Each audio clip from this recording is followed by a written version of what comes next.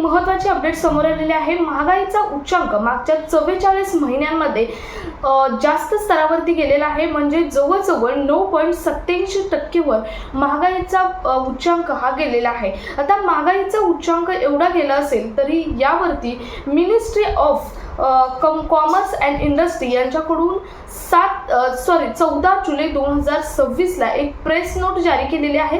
या प्रेस नोटमध्ये कोणत्या आयटमसाठी किती महागाई मागच्या 44 महिन्यामध्ये वाढलेली आहे आणि याचा परिणाम इथून पुढे सामान्य जनता असेल, केंद्रीय कर्मचारी असतील, राज्य सरकारचे कर्मचारी असतील आणि DADR वरती, महत्त्वाचं म्हणजे DADR वरती आणि 8 पे कमिशन वरती कसा होऊ शकतो याबद्दलचा सविस्तर आढावा घेणारा आजचा हा व्हिडिओ असणार आहे। त्यामुळे व्हिडिओ शेवटपर्यंत बघायचा आहे।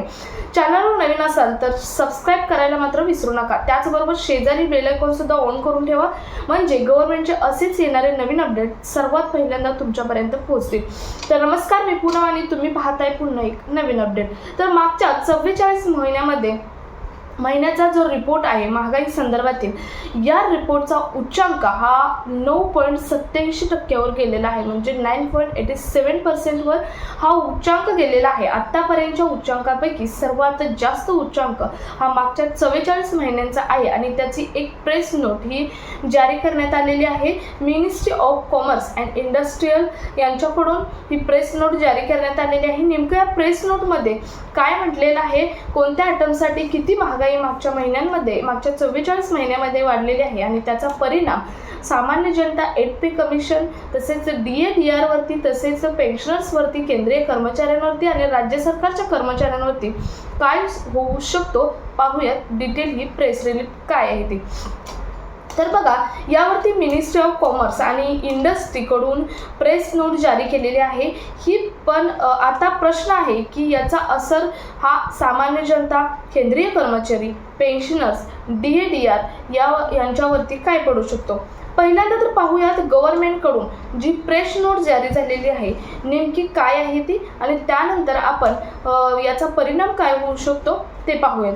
बघा, ही प्रेस नोट जारी झालेली आहे 14 जुलै 2026 ला जारी करण्यात आलेली आहे। कोणाकडून तर मिनिस्ट्री ऑफ कॉमर्स अँड इंडस्ट्रीकडून ही प्रेस नोट जारी करण्यात आलेली आहे। यातील सर्वात चिंतेची बाब ही आहे की थोक महागाईची इंडेक्स आहे, यामध्ये यावेळी खाद्यपदार्थावरती असर पडला आहे।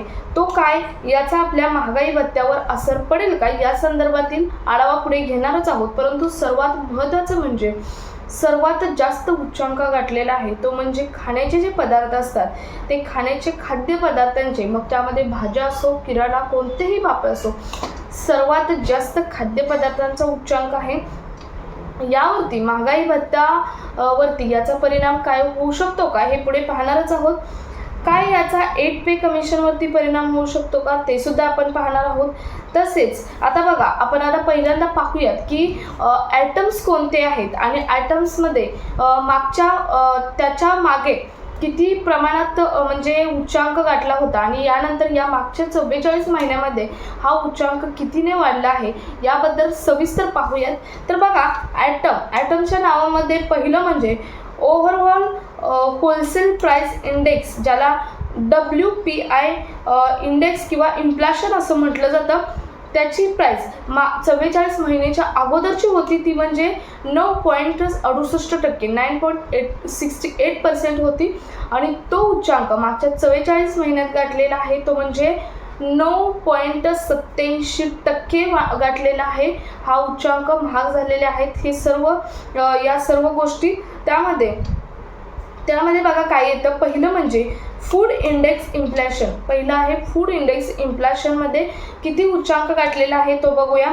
तर मागच्या मंथमध्ये, म्हणजे मागच्या 44 मंथच्या अगोदरचे जो होता, आता मे आणि जूनचा आपण हा आकडा आहे तो आकडे पाहणार आहोत। आता मागच्या महिन्यात हा होता तो 4.49%, आता तो झालेला आहे 6.14%। आता यात कोणकोणत्या गोष्टी येतात तर खाणेपिणे आणि वस्तू यांमध्ये मोठी वाढ झालेलं हे आपल्याला या 2 महिन्यांच्या डिफरन्समध्ये दिसत आहे। म्हणजे मे मध्ये जो आकडा 4.49% होता तो जूनमध्ये आकडा झालेला आहे 6.14%।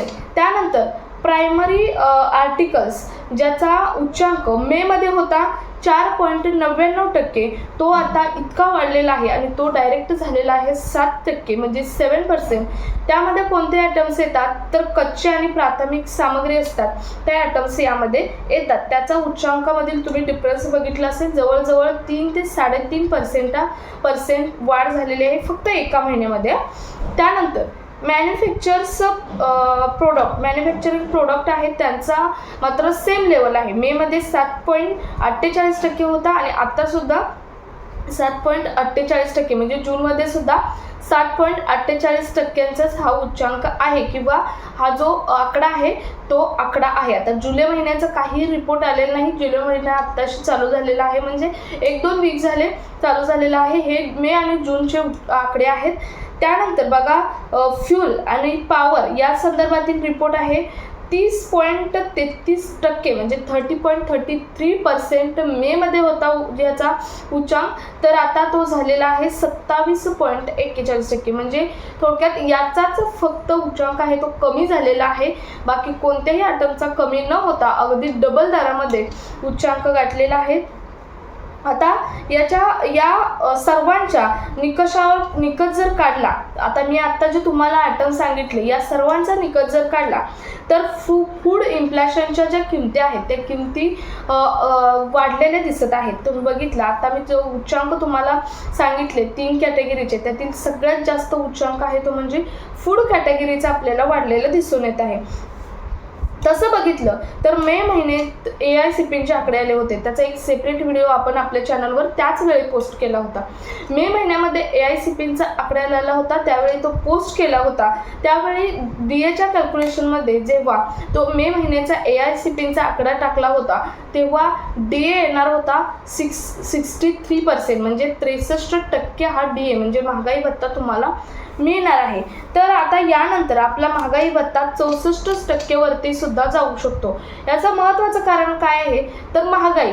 आता महागाईचे कारण जेव्हा महागाई भत्ता एखादा लागू करायचा असतो तेव्हा प्रत्येक ठिकाणी प्रत्येक कॅल्क्युलेशनला महागाईनुसार महागाई भत्ता लागू करावाच लागतो. EPFO गव्हर्नमेंट असेल सर्वांना महागाईनुसारच महागाई भत्ता कॅल्क्युलेट करावा लागतो. आणि महागाई जे आता आपण बघितलं जे फूड आयटम्स असतील किंवा बाकीच्या ज्या गोष्टी मी 2 ते 3 कॅटेगरी सांगितल्या यांच्या महागाईचा उच्चांक काय आहे तो आपण पाहिलेला आहे. त्यानुसार महागाई भत्ता हा 64% वर सुद्धा जाऊ शकतो. आपण जूनपर्यंतचे मेच्या शेवटचे मेपर्यंतचे AICPचे आकडे बघितल्यानुसार हा यातून निकष निघतो.